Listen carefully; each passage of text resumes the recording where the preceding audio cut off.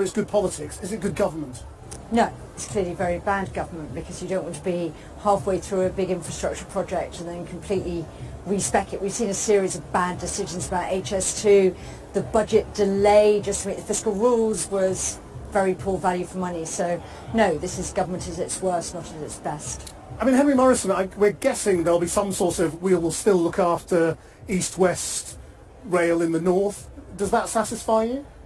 I'm concerned because last week the Times reported that you would need to add 15 billion to the budget for Northern Powerhouse Rail to put in those elements like the tunnel from here to Manchester, from Piccadilly, to the airport.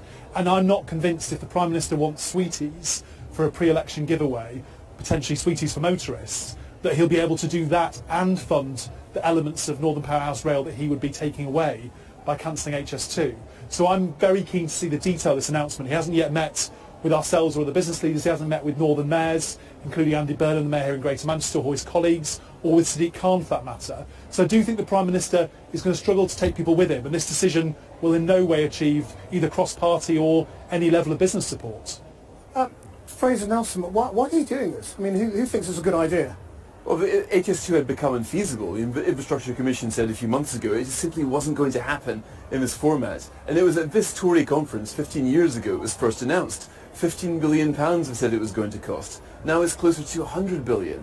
Now, throughout that sliding scale of costs, nobody quite had the courage to say, look, it simply isn't viable at this price tag. We just cannot justify taxpayers' money for such a relatively small return.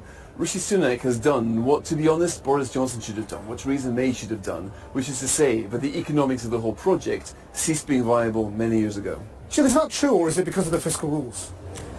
We've seen some decisions driven by the fiscal rules, but Fraser is right that the cost has expanded enormously, and when you put in your initial business case at one price, it looks very different if you then multiply it by a lot. I think